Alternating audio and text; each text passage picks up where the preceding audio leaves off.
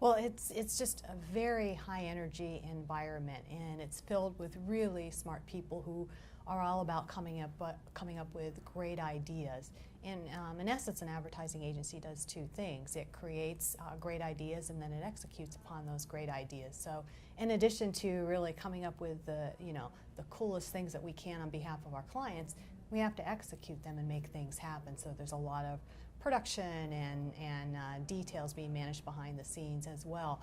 But it's a place where people can just really be themselves, have a lot of fun while they're working, and it's just a very exhilarating environment. At the agency, we have a mantra or a purpose, and it's called Make a Mark.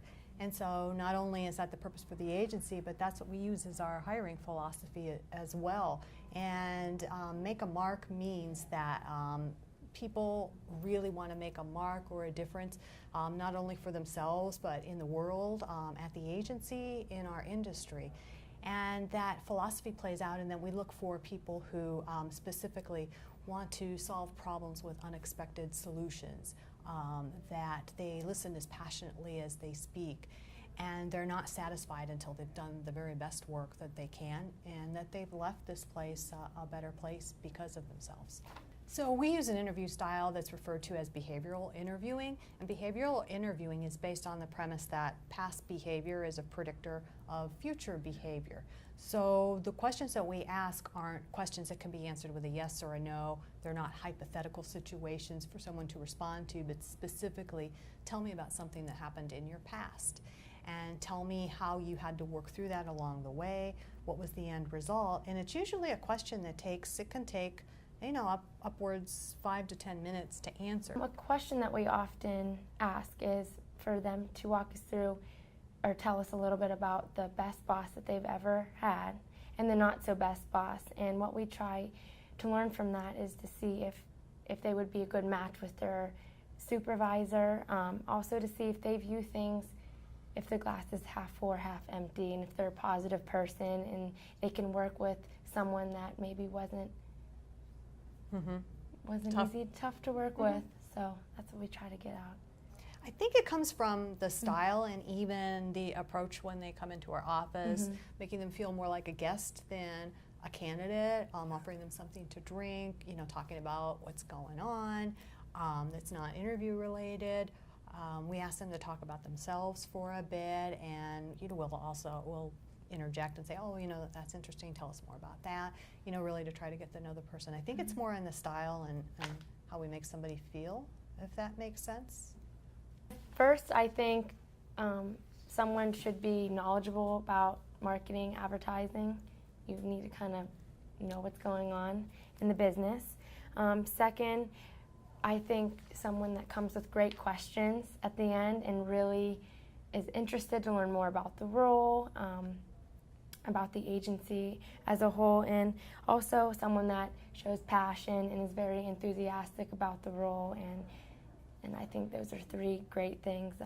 Someone that shows that they're interested in the business just as much as they are as the culture. Some people just only comment on the laid-back environment, as they say, or the dogs, and we want someone to come in and really care about the business and what the job entails.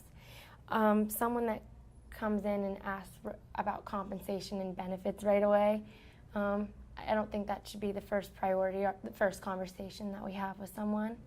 And last, someone that doesn't come with questions at all, and when we turn it over to them, we give them the opportunity to ask them anything that they like, and they say, well, I don't have any questions for you. So I think those are 3 things that shouldn't happen during an interview, or at least the first one. I would say when we look at resumes, and for each role it's a little bit different. So if we're looking at account management or public relations, we're looking for somebody that during their school time has been involved in the student organizations like PRSSA, the Ad Club, maybe somebody that's taken on a role in a sorority or fraternity where they've been the PR point person that shows that they're passionate about this industry by the things that they do. So I would say that that's definitely one thing.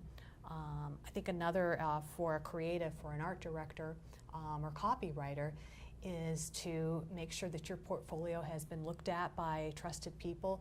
Make sure that portfolio starts with your 3 best pieces of work that either a professor or a creative director has already looked at and has agreed to. Make sure that that's the best it can be and it's easy to find. So, in the agency world, for the account service and public relations area, it's typically assistant account executive is typically the entry-level role. Let's see, in the corporate world, I think it's usually public relations assistant, communications assistant, marketing assistant would be the common titles. Yeah.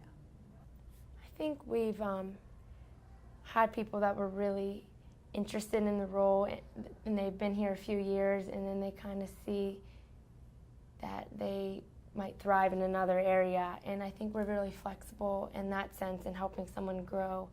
For example, we have someone in account service now. She went to school for PR, she was in account service, and now she's trying to transition to a public relations role, and we help her make that transition. So that happens often too. We wish we were able to respond to everybody that shows interest, and it's tough. We probably have thousands upon thousands of people in our database, and even that we've spoken to. But when we do have a conversation with somebody, I think the way to be smart about the follow-up is to give it a couple weeks. Ask when the interview is done, what's the appropriate follow-up, and then, abide by what the person has told you. I think too, what I always appreciate when someone follows up, that they share something that might be relevant about the industry or interesting to me, and say, hey, how's the search going? I really enjoyed our conversation. I found this article that speaks to, agencies that bring dogs in. Thought you might think it was interesting or whatever. But I think that that's a smart way to follow up. Yeah. What do you think? When you think of students and this is new to them, and definitely giving it a few weeks. We oftentimes get a bunch of phone calls back to back, and it can get a little overwhelming just because we have our plates are completely full. But I think the best way is maybe an email follow-up, to be honest with you, because it's right there in our inbox and we can see it, and I think that's what I would say.